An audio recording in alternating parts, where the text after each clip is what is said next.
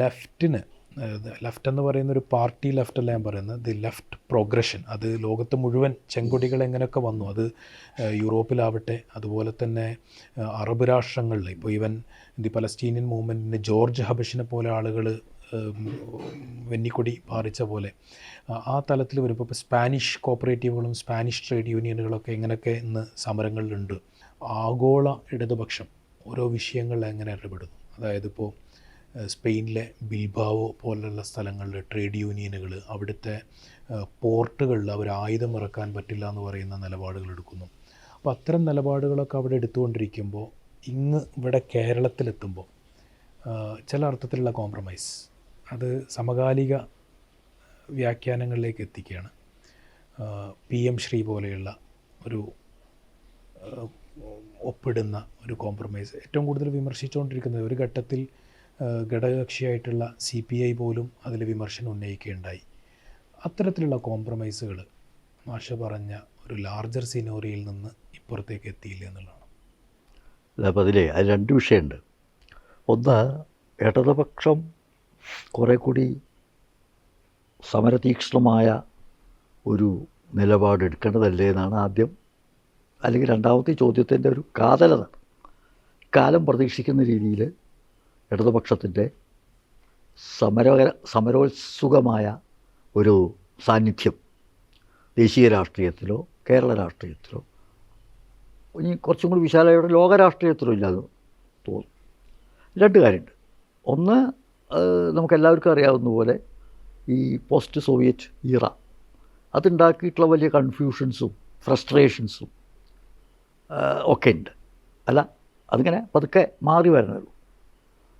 രണ്ടാമത്തൊരു കാര്യം, ഈ ട്രേഡ് യൂണിയനുകളോ അല്ലെങ്കിൽ തൊഴിലാളികളോ കൃഷിക്കാരോ, അതായത് ക്ലാസ് മൂവ്മെൻറ്റ്, ക്ലാസ് സ്ട്രഗിൾസ്, ഈ ക്ലാസ് സ്ട്രഗിൾസും ക്ലാസ് മൂവ്മെൻറ്റും നടക്കുന്നില്ല എന്നല്ല, പക്ഷെ അതിന് ദൃശ്യത കിട്ടുന്നില്ല, അത് ഇൻവിസിബിൾ ആവുക. യഥാർത്ഥത്തിൽ അത് നടക്കുന്നുണ്ട്, പക്ഷേ നമ്മളിപ്പോൾ പലപ്പോഴും കാര്യങ്ങൾ അറിയുന്നത് മീഡിയയിലൂടെയാണല്ലോ, ഡയറക്റ്റായിട്ടല്ലല്ലോ. പലപ്പോഴും ഡയറക്റ്റായിട്ട് കണ്ടാൽ പോലും നമ്മളത് മീഡിയയിൽ വന്നാലേ നമുക്കത് നടന്നു എന്ന് നമ്മൾ വിശ്വസിക്കുള്ളൂ. അങ്ങനെയുള്ളൊരു കാലമാണ്, മാധ്യമ സമൂഹമാണ് നമ്മുടെ. ഇപ്പോൾ ലോക മാധ്യമങ്ങൾ ഈ ഇടതുപക്ഷത്തെ, കമ്മ്യൂണിസത്തെ, വർഗരാഷ്ട്രീയത്തെ, വർഗസമരങ്ങളെയൊക്കെ ആസൂത്രിതമായി തമസ്കരിച്ചുകൊണ്ടിരിക്കുക.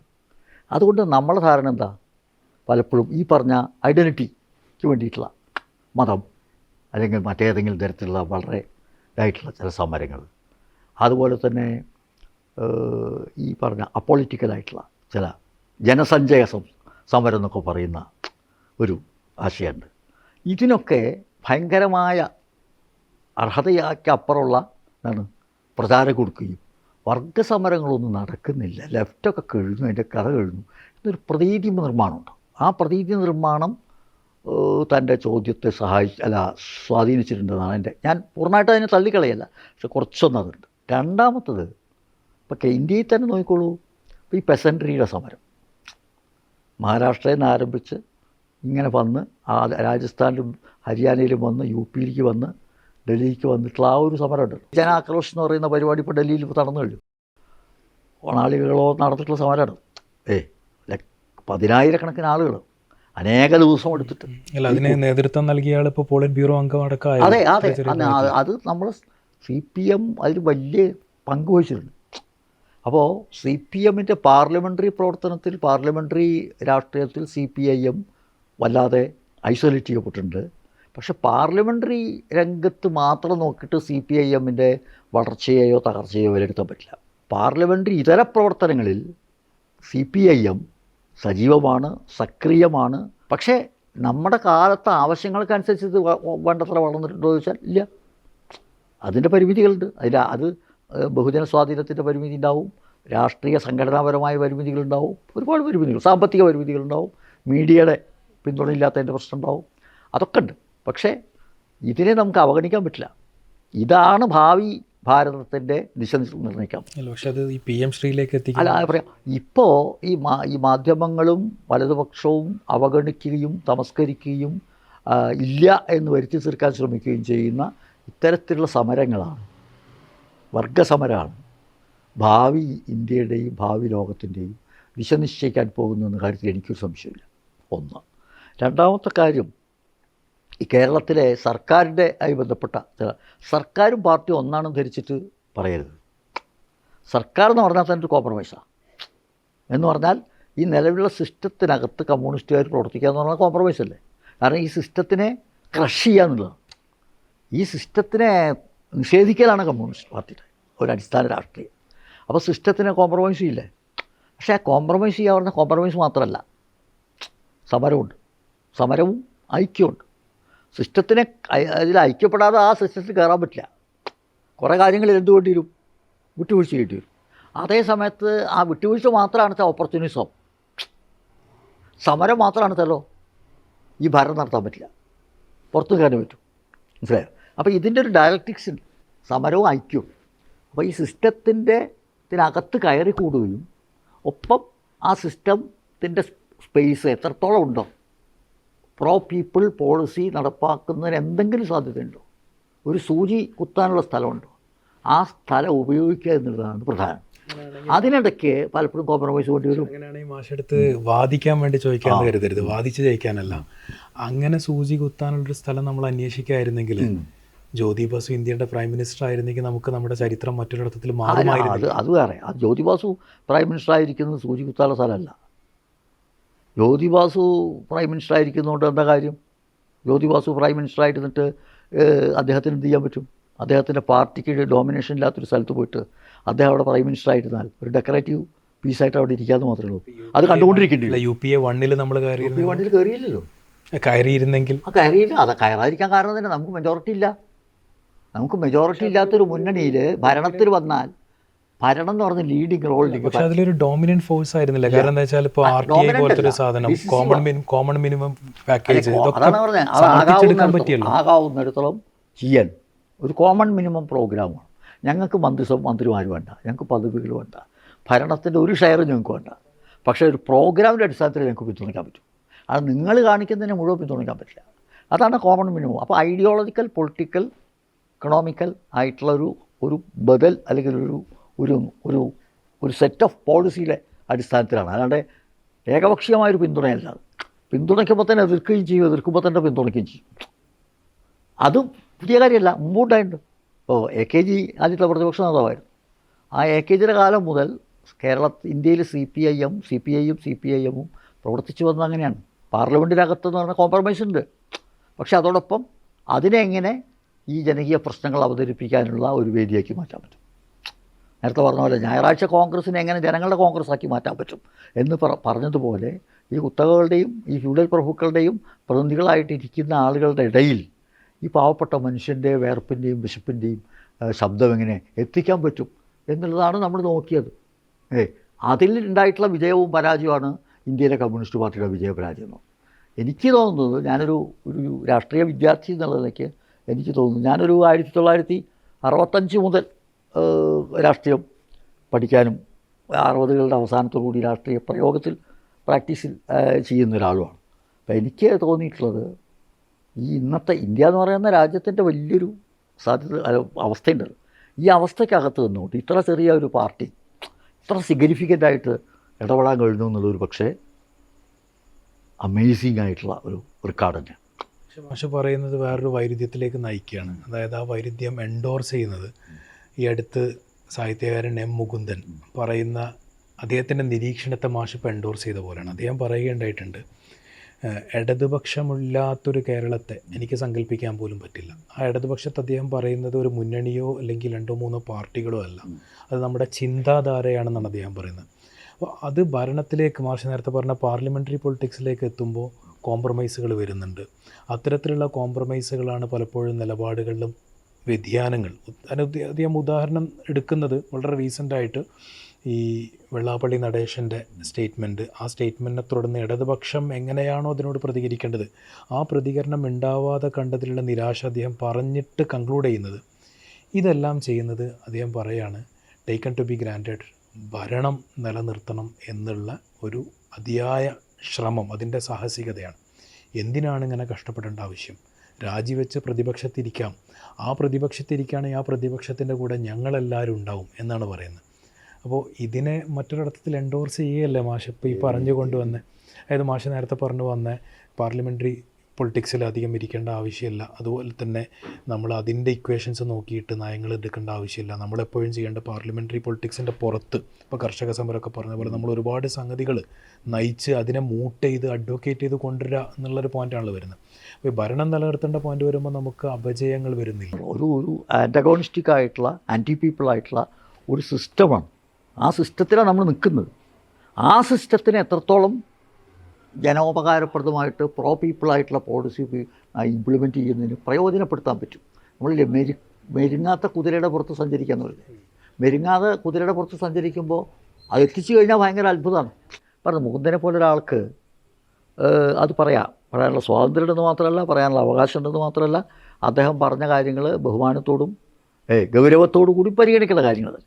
പക്ഷേ അദ്ദേഹം പറഞ്ഞതിൻ്റെ ആത്യന്തികമായ ഒരു സംഭവം എന്താണെന്ന് വെച്ചാൽ, ഈ കോംപ്രമൈസ് ഒന്നും ഉണ്ടോ ഭരണത്തിൽ നിന്ന് ഇറങ്ങണ്ട, ഭരണത്തിൽ കയറുന്നേ ഉണ്ടല്ലോ. എന്തിനാണ് ഭരണത്തിൽ കയറുന്നത്? കോംപ്രമൈസ് ചെയ്യണമെന്ന് വെച്ചാൽ ഭരണത്തിൽ നിന്ന് ഇറങ്ങല്ല, ഭരണത്തിൽ കയറിയിട്ട് വേണമല്ലോ ഇറങ്ങാൻ. കോംപ്രമൈസാണ് ഭരണത്തിൽ കയറല്. ഈ പാർലമെൻ്ററി ഡെമോക്രസിയുടെ ഫ്രെയിംവർക്കിനകത്തേക്ക് നമ്മൾ സ്വയം ചുരുങ്ങി നിൽക്കുകയാണ്, ഒതുങ്ങി നിൽക്കുകയാണ്. അത് കോംപ്രമൈസാണ്. അപ്പോൾ ആ കോംപ്രമൈസ് വേണമെന്ന് ഡിസ്കസ് ചെയ്ത് തീരുമാനിച്ചതാണ്. ആദ്യം ആ കോംപ്രമൈസ് വേണ്ടാന്ന് തീരുമാനിച്ച പാർട്ടിയാണ് ഈ പാർട്ടി. അനുഭവങ്ങളുണ്ട് ഇതൊക്കെ, ഇപ്പോഴത്തെ അനുഭവമല്ലത്. ഞാൻ പറഞ്ഞത് ഇതിൻ്റെ ഈ ഒരു സിഗ്സാക്ട് മൂവ്മെൻ്റ് ഉണ്ടല്ലോ, ഇതിൻ്റെ ഈ പരീക്ഷണങ്ങളിലൂടെ കടന്നുപോയി അതിൻ്റെ ഒരു അനുഭവ സമ്പത്തുള്ള പാർട്ടിയാണ് ഇന്ത്യൻ കമ്മ്യൂണിസ്റ്റ് പാർട്ടി. അപ്പോൾ പാർലമെൻ്ററി ജനാധിപത്യത്തിൻ്റെ പ്ലസും മൈനസും അതിൻ്റെ ഡയലക്റ്റിക്സും മനസ്സിലാക്കി അതിൽ പങ്കെടുക്കണമെന്നാണ് തീരുമാനിച്ചത്. അത് ഇന്ത്യയിലത്തെ ഒരു പ്രത്യേകതയല്ല. ലെനിൻ തന്നെ പറഞ്ഞിട്ടുണ്ട്. ലെനിൻ യൂറോപ്യൻ കമ്മ്യൂണിസ്റ്റ് പാർട്ടികൾ പാർലമെൻറ്റ് പങ്കെടുക്കണമെന്ന് പറഞ്ഞു. പാർലമെൻറ്റിൻ്റെ എല്ലാ പരിമിതികളും മനസ്സിലാക്കിക്കൊണ്ട് തന്നെ അതിനെ എക്സ്പോസ് ചെയ്യാൻ അവിടെ പോണ്ടേ. അല്ലാണ്ട് നമ്മൾ മാറി നിന്നാൽ പറ്റുമോ? മാറി നിന്നാൽ ജനങ്ങളൊക്കെ അവിടെ പോകും. ഇപ്പോൾ മാഷ് പറഞ്ഞ ഒരു ഫ്രേസിനെ ഞാൻ എടുക്കുകയാണ്, അതായത് സിസ്റ്റത്തോടുള്ള ഐക്യം. അപ്പോൾ ഈ സിസ്റ്റത്തോടുള്ള ഐക്യം എന്ന് പറയുന്നത് പാർലമെൻ്ററി ആക്ടിവിറ്റിയെ കണക്ട് ചെയ്തിട്ടാണ് മാഷ് പറഞ്ഞത്. അപ്പോൾ അങ്ങനെയാണെങ്കിൽ അതിനെ തന്നെ ഒരു കേന്ദ്രബിന്ദു ആക്കിക്കൊണ്ടിട്ട് ചർച്ചനെ കൊണ്ടുപോവുകയാണെങ്കിൽ, അതായത് ഇത് മാഷോട് തന്നെയാണ് ചോദിക്കേണ്ടത്. കാരണം നമ്മൾ ഈ ഇൻ്റർവ്യൂയുടെ തുടക്കത്തിൽ മാഷെ നമ്മൾ അഭിസംബോധന ചെയ്തത് ഐഡിയോളജിസ്റ്റ് എന്നുള്ള വാക്കിന് മലയാളത്തിൽ അധ്യാപകൻ എന്നാണ് പറഞ്ഞിട്ടുള്ളൂ. മാഷോട് ഇത് ചോദിക്കുമ്പോൾ ഈ ചോദ്യങ്ങൾക്ക് വളരെ കോൺക്രീറ്റായിട്ടും അൺബയസ്ഡായിട്ടും ഒരു ഉത്തരമല്ല, ഒരു വെർഷൻ, ഒരു ആർട്ടിക്കുലേഷൻ ശരിക്കും കിട്ടും. മാഷ് ഒരു ന്യായീകരണ തൊഴിലാളിയല്ല, മാഷ് ഒരു ക്യാപ്സൂൾ വിഴുങ്ങിയുമല്ല. ഈ അധ്യാപകനോടാകുമ്പോൾ നമുക്ക് അധ്യാപകനോട് എന്തും ചോദിക്കാമല്ലോ, ആ സ്വാതന്ത്ര്യത്തിലാണ് ചോദിക്കുന്നത്. മാഷ് യഥാർത്ഥത്തിൽ പ്രതിപക്ഷ നേതാവ് അടിക്കടി ആവർത്തിച്ചുകൊണ്ടിരിക്കുന്നുണ്ടല്ലോ, CPM, CPIM, BJP ഡീൽ, അതിനദ്ദേഹം രഹസ്യ ബന്ധമെന്നും ബാന്ധവെന്നൊക്കെ പറയുന്നുണ്ട്. അങ്ങനെ ഒരു സംഗതി ഉണ്ടോ? മാഷ് ഉത്തരം പറയുന്നതിന് മുമ്പ് ഒരു കാര്യം കൂടി പറയാം. നിഷ്പക്ഷമായി നിരീക്ഷിക്കുന്ന പലവരും നമ്മളെ ഉണർത്തുകയും ചെയ്യുന്നുണ്ട്. പല മണ്ഡലങ്ങളിലെ സ്ഥാനാർത്ഥി നിർണയത്തിലും ഇങ്ങനെ ഒരു ഇക്വേഷൻ വിസിബിളാണെന്ന് പറയുന്നുണ്ട്. ഉണ്ടോ, ഡീലുണ്ടോ? അല്ല, ഇത് UDFൻ്റെ ഒരു നറേറ്റീവാണ്. ഈ തെരഞ്ഞെടുപ്പിൻ്റെ സന്ദർഭത്തിൽ ഒരു പുതിയ ചർച്ച ഉയർത്തിക്കൊണ്ട് വരികയും വളരെ കൗശലപൂർവമായ ഒരു നീക്കം മാത്രമാണ്. കേരളത്തിൻ്റെ, ഇന്ത്യയുടെ ചരിത്രം, കമ്മ്യൂണിസ്റ്റുകാരുടെ ചരിത്രം, സംഘപരിവാറിൻ്റെ ചരിത്രം, കോൺഗ്രസിൻ്റെ ചരിത്രം, ഇതൊക്കെ തുറന്ന പുസ്തകം പോലെ എല്ലാവരുടെയും മുന്നിലുണ്ട്. ഒരു തെരഞ്ഞെടുപ്പിലും കമ്മ്യൂണിസ്റ്റുകാരോ ഇടതുപക്ഷമോ RSSുമായി ഒരു ധാരണയും ഒരൈക്യവും ഉണ്ടാക്കിയിട്ടില്ല. ആകെ ഒരു എക്സെപ്ഷണൽ കേസ് പറയാവുന്ന 77 തെരഞ്ഞെടുപ്പാണ്. 77 തെരഞ്ഞെടുപ്പിലെ നമുക്ക് ഏറ്റവും വലിയ ക്വസ്റ്റ്യൻ അടിയന്തരാവസ്ഥ അറബിക്കടലിൽ പോവാണ്. അതാണ് അടിയന്തര പ്രാധാന്യം. അതിൽ ആരൊക്കെ അതിന് സഹായകരമായി വന്നു എന്നുള്ള അതിൻ്റെ ലീഡിങ് റോൾ നമുക്ക് കേട്ടോ ജനതാ പാർട്ടിയാണ്. ഞങ്ങൾ ഇടതുപക്ഷം CPM സെപ്പറേറ്റായിട്ട് നിൽക്കുക, ഇടതുപക്ഷം അന്നില്ല, CPM തന്നെ സെപ്പറേറ്റായിട്ട് നിൽക്കുക, അവരായിട്ട് കൂടിയിട്ടില്ല. അതായത് ജെ പിയുടെ മൂവ്മെൻറ്റുമായിട്ട് നമ്മൾ ഐക്യപ്പെട്ടിട്ടില്ല. ഇതല്ല വെച്ചാൽ ലയിച്ചിട്ടുമില്ല. മറ്റെല്ലാ പാർട്ടികളും ഒന്നുകിൽ JPയുടെ മൂവ്മെൻറ്റിൽ ചേർന്നു, അല്ലെങ്കിൽ ഇന്ദിരാഗാന്ധിയുടെ കൂടെ ചേർന്നു. ഇതിൽ രണ്ടിലും ചേരാതെ ഇൻഡിപെൻഡൻ്റ് ആയിട്ട് നിന്ന ഒരേ ഒറ്റ പാർട്ടിയുള്ളത് CPIM. അടിയന്തരാവസ്ഥ വലിച്ചെറിയുന്നതിന് വേണ്ടിയിട്ടുള്ള ജനവികാരമാണ്. ആ ജനവികാരത്തിൻ്റെ കൂടെ ആരൊക്കെ നിന്നു എന്ന് പരിശോധിക്കാൻ മാത്രമുള്ള മൗഢ്യം ഞങ്ങൾ പ്രകടിപ്പിച്ചിട്ടില്ല. കാരണം അതാണ് അന്നത്തെ ടാർഗറ്റ്. അതിനകത്ത് RSSകാരും ജമാഅത്തെ ഇസ്ലാമിക്കാരും അടക്കമുള്ള പലരും, ജനതാ പാർട്ടി, സ്വതന്ത്ര പാർട്ടി, നമ്മളൊരു കാലത്ത് യോജിക്കാത്ത പാർട്ടികളാണ്, അവരൊക്കെ അന്ന് ഈ ജനതാ പാർട്ടിയുടെ കൂടെയാണ്, മനസ്സിലായോ? പക്ഷെ അവരുമായിട്ട് നമുക്ക് ധാരണയില്ല.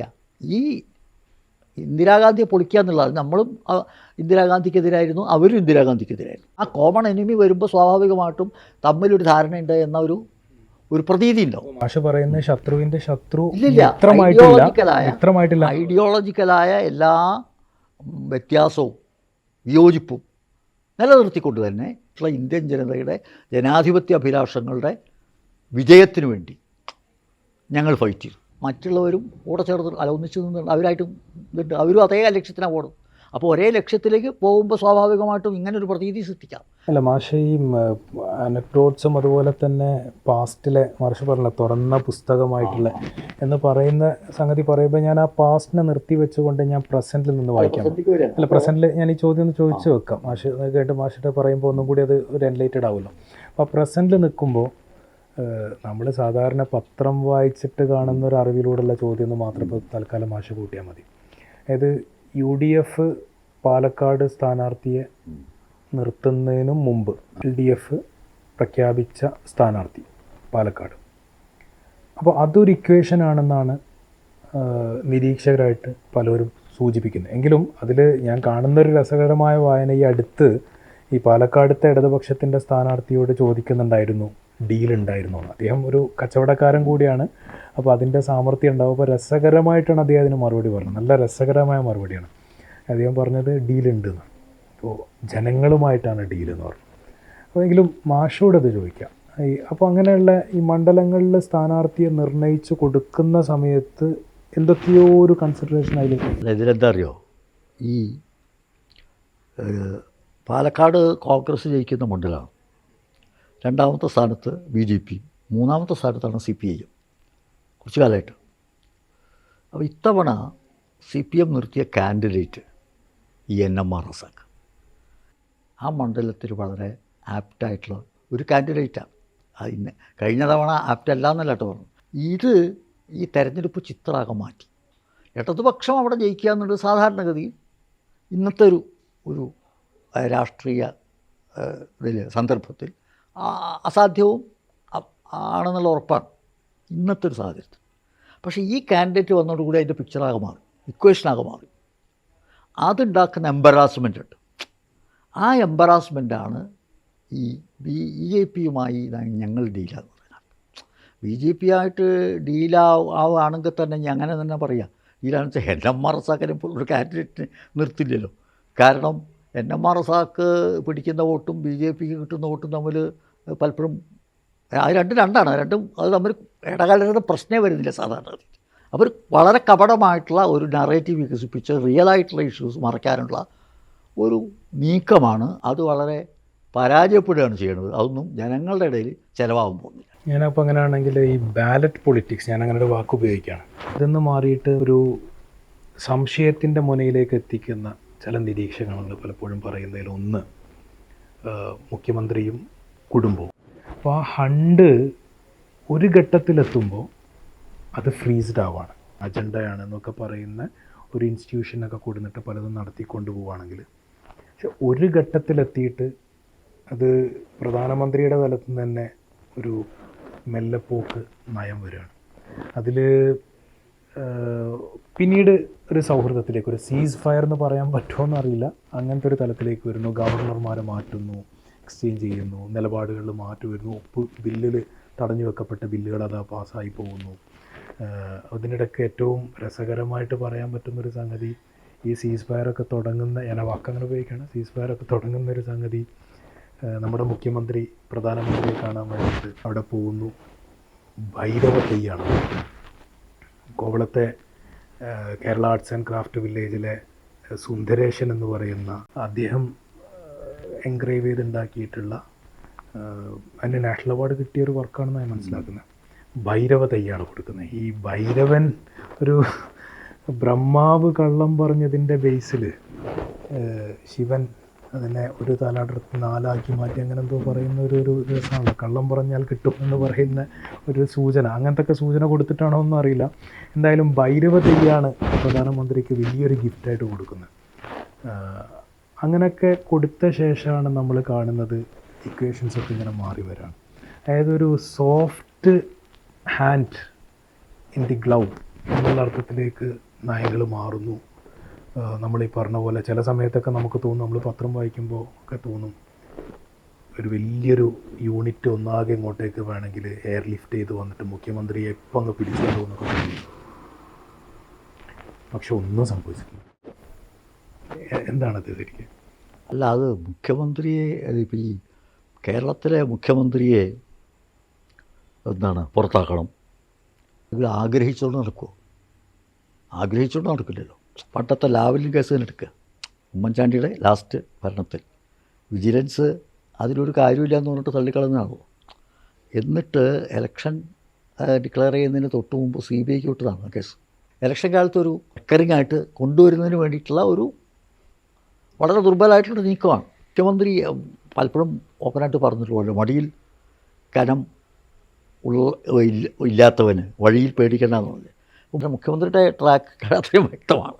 ഞാൻ തനിക്കെതിരായിട്ട് കുറേ ആക്ഷേപം ഉന്നയിച്ചുകൊണ്ട് തന്നെ ജയിലിലടയ്ക്കാൻ പറ്റും. ആം ആദ്മി പാർട്ടി അങ്ങനെ തന്നെ. ആം ആദ്മി പാർട്ടി കോൺഗ്രസ്സുകാരനാണ് പരാതി കൊടുത്തത്.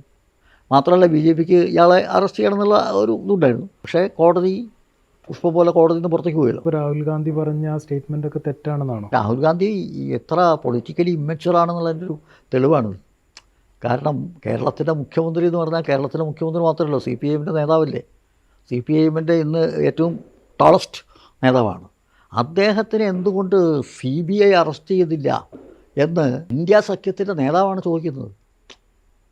എന്തൊരു രാഷ്ട്രീയ ഉത്തരവാദിത്തം അദ്ദേഹത്തിനുള്ളത്? ആരെയാണ് അദ്ദേഹം സഹായിക്കുന്നത്? ആർക്കു വേണ്ടി അദ്ദേഹം നിൽക്കുന്നത്? പക്ഷേ ആ ഇന്ത്യ സഖ്യം ഈ കേരളത്തിലല്ല, രാഹുൽ ഗാന്ധി സോണിയാഗാന്ധിക്കും എതിരായിട്ടുള്ള നാഷണൽ ഹെറാൾഡ് നടപടിയിട്ടല്ലോ, അതിനെതിരായിട്ട് നിലപാടെടുത്ത പാർട്ടി CPIM. രാഷ്ട്രീയ എതിരാളികളെ വേട്ടയാടാൻ വേണ്ടിയിട്ട് കയ്യിലുള്ള അധികാരം ദുരുപയോഗം ചെയ്യുന്നു BJP ഗവൺമെൻറ് എന്ന ആക്ഷേപം കോൺഗ്രസ്സുകാർക്കെതിരായിട്ട് നടപടി എടുത്താൽ അത് ആഹ്ലാദമാവണില്ല. കൺസിസ്റ്റൻ്റ് ആ നിലപാട്.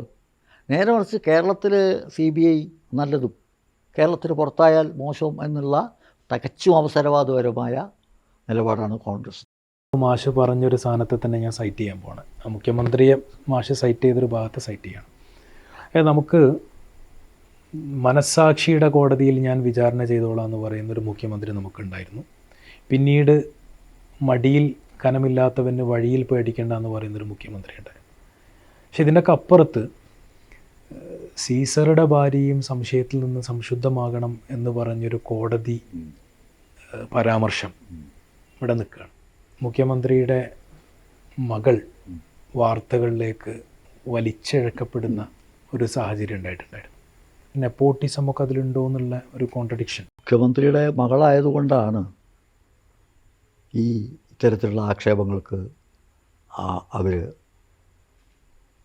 ഇരയാവുന്നത്. കോടിയേരി പാർട്ടി സെക്രട്ടറി ആയിരുന്ന സമയത്ത് അദ്ദേഹത്തിൻ്റെ കുടുംബത്തിലെ അദ്ദേഹത്തിൻ്റെ മക്കളെ പറ്റിയൊക്കെ ആക്ഷേപങ്ങൾ ഉണ്ടായിരുന്നു പലതുപോലെ. കോടിയേരി അപ്പോൾ നമ്മുടെ കൂടെ ഇല്ല. അപ്പോൾ ആക്ഷേപങ്ങളും ഏതാണ്ട് മാനുവൽ അല്ലേ. അപ്പോൾ പൊളിറ്റിക്കലാണ്. പിന്നെ ആ പൊളിറ്റിക്കലാണെന്നുള്ളതുകൊണ്ട് ആ ആക്ഷേപങ്ങൾ വസ്തുതയുണ്ടോ എന്നുള്ളതാണ് രണ്ടാമത്. അപ്പോൾ മുഖ്യമന്ത്രിയുടെ മകളെപ്പറ്റി ഏറ്റവും അവസാനം വന്നത് നമ്മുടെ CMR അല്ലേ, അതുമായി ബന്ധപ്പെട്ടൊരു AMCയുടെ പ്രശ്നമാണ്. AMC എന്ന് പറയുന്നത് ഇത് പറയുന്നവർക്കും അറിയാം, നമുക്കും അറിയാം. AMC എന്ന് പറയുന്നതിൻ്റെ സമ്പ്രദായം ആനുവൽ മെയിൻ്റനൻസ് കോൺട്രാക്റ്റാണ്. അതിൽ ഇല്ലീഗലായിട്ടൊന്നുമില്ല, ഇല്ലെജിറ്റിമേറ്റ് ആയിട്ടൊന്നുമില്ല എന്ന് പറയുന്ന സംഗതി മാഷ് പറഞ്ഞ പോലെ. അല്ല, മുഖ്യമന്ത്രിയെ സൈറ്റ് ചെയ്ത് പറയുമ്പോൾ മടിയിൽ കനമില്ല. അതിൽ ഇപ്പോൾ മാഷ് തന്നെ പാർട്ടി സെക്രട്ടറി ആയിരുന്ന കോടിയേരി ബാലകൃഷ്ണൻ്റെ ഒരു പ്രസിഡൻറ്റ് പറഞ്ഞു. പക്ഷെ ആ പ്രസിഡൻറ്റിലുള്ളത് കോടിയേരി ബാലകൃഷ്ണൻ ഒരു പത്രസമ്മേളനം നടത്തിയിട്ട് തൻ്റെ കുടുംബവും താനും എന്താണെന്നുള്ളത് ഒരു ജനങ്ങളുടെ മുമ്പിൽ നെറേറ്റ് ചെയ്തിട്ടുണ്ട്. ഇത് മുഖ്യമന്ത്രിയുടെ മകൾ, മറ്റത് പാർട്ടി സെക്രട്ടറിയുടെ മകനാണ്. പാർട്ടി സെക്രട്ടറിയാണ് അദ്ദേഹം. പാർട്ടി സെക്രട്ടറി മുഖ്യമന്ത്രി എന്ന് പറഞ്ഞാൽ ഒരേ സ്റ്റാറ്റസ് അല്ല കേട്ടോ, വ്യത്യാസങ്ങളുണ്ട്. അപ്പോൾ മുഖ്യമന്ത്രിക്ക് പാർട്ടി സെക്രട്ടറി പറയണ മാതിരി മുഖ്യമന്ത്രി പറഞ്ഞോ, മുഖ്യമന്ത്രി പറയണ മാതിരി പാർട്ടി സെക്രട്ടറി പറഞ്ഞോ എന്ന് ചോദിക്കുന്നതിൽ അർത്ഥമില്ല. രണ്ട് എൻറ്റിറ്റികളാണ്. അപ്പോൾ കോടിയേരി എടുത്തിട്ടുള്ള പൊസിഷൻ പാർട്ടി സെക്രട്ടറി എന്നുള്ള പൊസിഷനാണ്, പിണറായി എടുത്തിട്ടുള്ള പൊസിഷൻ CM എന്നുള്ള. അങ്ങനെയാണെങ്കിൽ ഞാൻ ഒരു ഇൻറ്റഗ്രിറ്റിയുടെ പോയിന്റിലേക്ക് കൂടി കൊണ്ടുവരാം. അതായത് അത് അഗെയിൻ മുഖ്യമന്ത്രിയെ കേന്ദ്രീകരിച്ചിട്ട് തന്നെയാണ് ആ ചോദ്യം പോകാൻ പോകുന്നത്. ഒരു കേരളീയൻ എന്നുള്ള അർത്ഥത്തിൽ നമുക്കൊക്കെ അഭിമാനമുണ്ടാക്കിയ കുറച്ച് ഇൻ്റർവെൻഷനുകൾ ഉണ്ടായിരുന്നു. പ്രത്യേകിച്ച് പ്രളയം വന്ന സമയത്ത് ഇദ്ദേഹം സത്യപ്രതിജ്ഞ കഴിഞ്ഞ് സെക്രട്ടേറിയറ്റിൽ എത്തുന്ന സമയത്ത് തന്നെ നടത്തിയിട്ടുള്ള ഒരു ബ്രീഫിങ്ങിൽ ഉദ്യോഗസ്ഥരോട്, സീനിയർ മോസ്റ്റ് ഉദ്യോഗസ്ഥരോട്, ചീഫ് സെക്രട്ടറി അടക്കമുള്ള ഉദ്യോഗസ്ഥരോടുള്ള ചർച്ചയിൽ പറഞ്ഞൊരു സ്റ്റേറ്റ്മെൻറ്റും ഓരോ ഫയലും ഓരോ ജീവിതമാണ്. അങ്ങനെയാണ് പിന്നെ ഫസ്റ്റ് ടെന്നർ ഓഫ് ദി ആ മിനിസ്ട്രി രസകരമായിട്ട് കൊണ്ടുപോയത്. കേരളത്തിൽ പോലീസിൽ ദാസ്യവേല റിപ്പോർട്ട് ചെയ്യപ്പെട്ട സമയത്ത് ഒരു IG റാങ്കിലോ മറ്റോ ഇരിക്കുന്ന ഒരു ഓഫീസറുടെ മകൾ ഒരു പോലീസ് ഓഫീസറെ, ജൂനിയർ ഓഫീസറിനെ, സബോർഡിനേറ്റിനെ, അതിനെ മാസ്റ്റർലി എന്നൊക്കെ പറഞ്ഞിട്ടുള്ളൊരു വാക്കൊക്കെ പറയുന്നുണ്ടല്ലോ, അവരെ കരണത്തടിച്ചു എന്നൊക്കെ പറഞ്ഞിട്ടാണ് വാർത്ത വന്നത്. ഇതിനെ മുഖ്യമന്ത്രി അന്ന് ഹാൻഡിൽ ചെയ്തൊരു ഗസ്റ്റർ ഉണ്ടായിരുന്നു, അത് അത്ഭുതപ്പെടുത്തുന്നായിരുന്നു. അത് പറഞ്ഞത് ഇത്രേ പറഞ്ഞുള്ളൂ, ആ ഉദ്യോഗസ്ഥൻ, ആ IPS ഓഫീസർ, അയാൾക്ക് കേരളം എന്താണെന്ന് അറിഞ്ഞിട്ടില്ല ഇതുവരെ.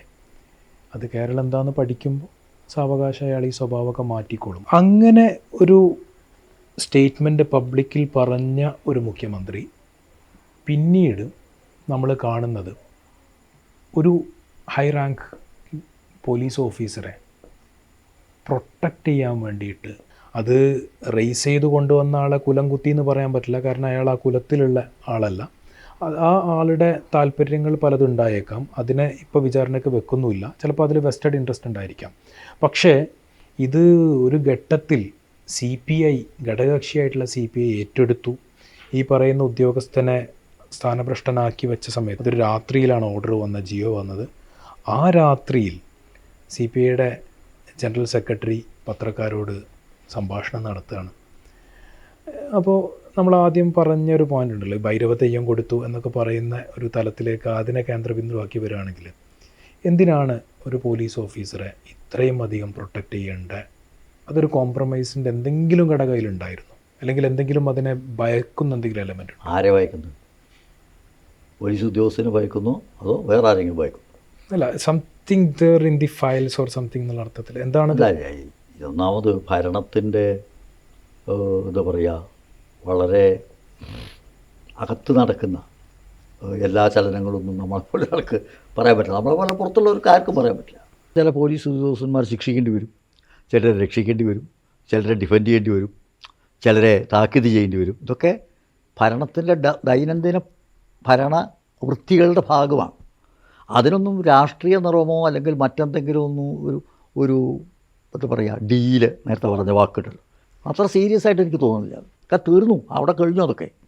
അതൊന്നും നമ്മുടെ അത് നീണ്ട കാലത്തേക്ക് പ്രസക്തമായ കാര്യമല്ല. പക്ഷെ അതൊരു സൃഷ്ടിപ്പാണോ എന്നുള്ള ആ ചോദ്യത്തിൻ്റെ ഇടയിൽ വരുമ്പോൾ ഒരു ബാർ ആൻഡ് ബെഞ്ച് ഒബ്സർവേഷൻ എന്ന് പറയുന്ന തലത്തിലേക്ക്, അതായത് ഏത് സമയത്ത് SNC ലാവ്ലിൻ്റെ കേസ് ബെഞ്ചിൻ്റെ മുമ്പിൽ വരുന്നു, അത് അടുത്ത കുറച്ച് മാസത്തേക്ക് നീക്കുന്നു. ഇതെപ്പോഴും കോടതിയിൽ നിന്ന് ഇതിങ്ങനെ മാറിക്കൊണ്ടിരിക്കുകയാണ്. പക്ഷേ ഈ കേസ് എപ്പോഴും 90s തുടങ്ങിയ കേസ് എപ്പോഴും തീർന്നിട്ടില്ല മാഷെ.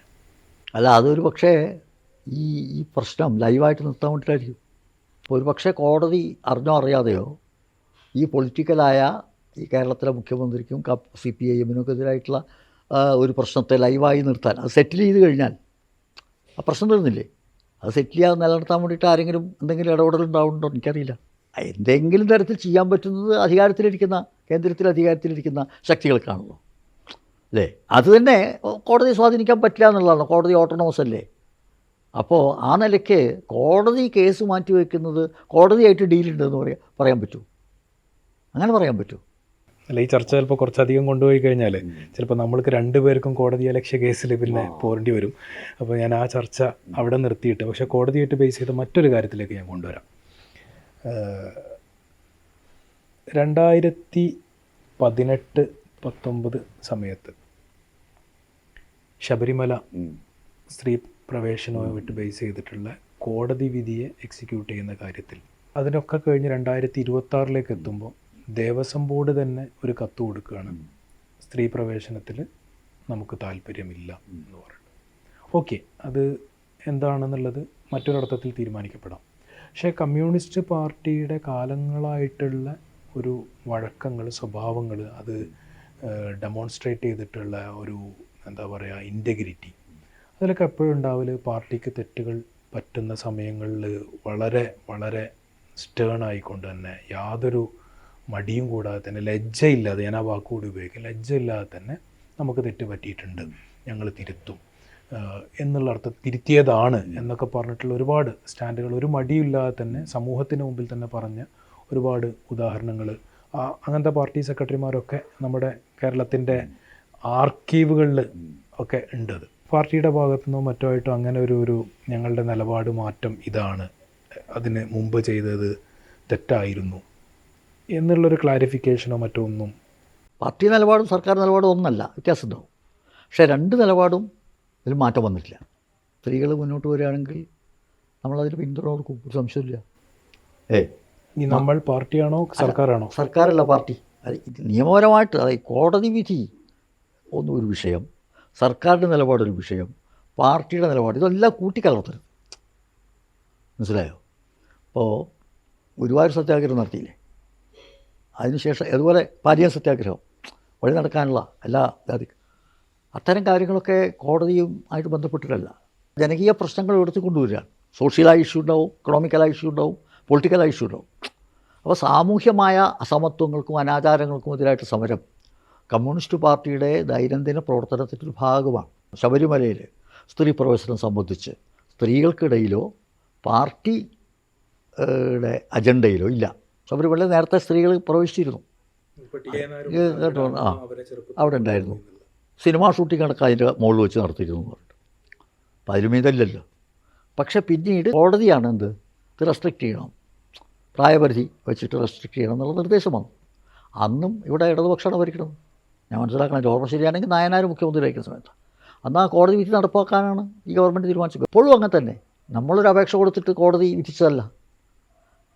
കേരളത്തിന് പുറത്തുള്ള ഏതോ സംഘടനകൾ, വക്കീൽമാരുടെ, അതും ഞാൻ മനസ്സിലാക്കുന്നത് സംഘപരിവാറുമായിട്ട് ബന്ധമുള്ള സംഘടനകളാണ്, അവരാണ് ഇത് കോടതിയിൽ ഒരു വിഷയമായിട്ട് വന്നത്, ഒരു ലിറ്റിഗേഷൻ വരുന്നത്. അപ്പോൾ കോടതി വിധി വന്നാൽ അത് നടപ്പാക്കാൻ നിയമപരമായും ധാർമ്മികമായിട്ടും ഭരണപരമായും ബാധ്യതയുള്ളൂ. ആ ബാധ്യത നിറവേറ്റാൻ നമ്മൾ തയ്യാറായ അതിന് മുമ്പത്തെ കോടതി അങ്ങനെ തന്നെയാണ്, ഇപ്പോഴത്തെ കോടതി വിധിയാണ്. രണ്ട് വിധിയാണെന്ന് മാത്രമേ ഉള്ളൂ. അതാണ് ഒന്ന്. രണ്ടാമത്തെ കാര്യം, ഈ രണ്ടാമത്തെ കോടതി വിധി വന്നപ്പോൾ RSSകാരതിനെ അനുകൂലിച്ചു, BJP അതിനെ അനുകൂലിച്ചു, കോൺഗ്രസ് അന്ന് പ്രതിപക്ഷ നേതാവായിട്ട് എനിക്ക് നല്ല ഓർമ്മയുണ്ട്, പ്രതിപക്ഷ നേതാവായ ചെന്നിത്തല വലിയ ആവേശത്തിൽ അതിനെ സ്വാഗതം ചെയ്തു. അപ്പോൾ അന്ന് ഒരു പൊതുവായിട്ട് ഈ കോടതി വിധിക്ക് അനുകൂലമായിട്ടൊരു കൺസെൻസസ് ജനങ്ങൾക്കിടയിൽ ഉണ്ടായിരുന്നു. പക്ഷേ പിന്നീട് വലിയ എതിർപ്പുകൾ വന്നു. ഇതൊരു ലോ ആൻഡ് ഓർഡർ ഇഷ്യൂ ആയിട്ട് മാറ്റേണ്ട കാര്യമില്ലല്ലോ. അത് കൂടി പരിഗണിച്ച് അവർക്കും കൂടിയിട്ടുള്ള വാദങ്ങൾ കേട്ടിട്ട് കോടതി ഈ വിഷയം ഇത് റീവിസിറ്റ് ചെയ്തിട്ട് ഇത് സംബന്ധിച്ച ഒരന്തിമ വിധി പറയണം എന്നുള്ള നിലപാടാണ് നമുക്കുള്ളത്. അപ്പോൾ ഇടതുപക്ഷമാണ് ഭരിക്കണമെങ്കിൽ ആ വിധി എന്താണോ അത് നടപ്പാക്കാൻ ഗവൺമെൻറ് മുന്നോട്ട് വരും. നമ്മൾ ഇത്രയും സംസാരിച്ച് വരുമ്പോൾ എനിക്ക് തോന്നുന്നൊരു പോയിൻ്റ്, മാഷിപ്പോൾ ഈ പറയുന്ന വളരെ ലളിതമായ ഭാഷയിൽ ഇത്രയും സങ്കീർണമായ കാര്യങ്ങൾ പറഞ്ഞു വരുമ്പോൾ ഈ ഒരു കമ്മ്യൂണിക്കേഷൻ പാർട്ടി സമൂഹവുമായിട്ട് നടത്തുന്നതിൽ, അതായത് ഇപ്പോൾ നായനാറൊക്കെ ഉണ്ടായിരുന്ന സമയത്ത് നമ്മളെ ഭാഷയുടെ സ്ലാങ്ങിൽ പറഞ്ഞിരുന്നു എന്ന് പറയുന്ന പോലത്തെ ടെക്സ്റ്റൽ ഒരു സ്ക്രിപ്ച്വൽ മലയാളം പറയാത്ത രൂപത്തിൽ പറഞ്ഞിരുന്നു.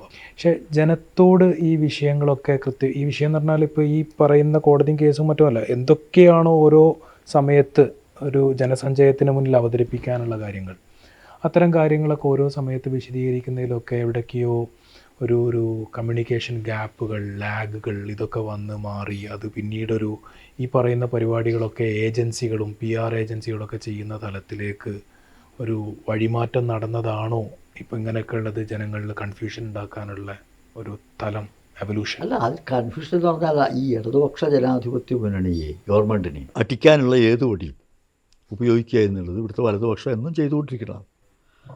ആ വലതുപക്ഷത്തിന് എല്ലാവിധ പിന്തുണയും കൊടുക്കുന്ന ഒരു മാധ്യമ ലോകമാണ് ഇവിടെ ഉള്ളത്. സാമുദായിക ശക്തികളുണ്ട്, പൊളിറ്റിക്കൽ പാർട്ടീസ് മാത്രമല്ല, സാമുദായിക ശക്തികളുണ്ട്.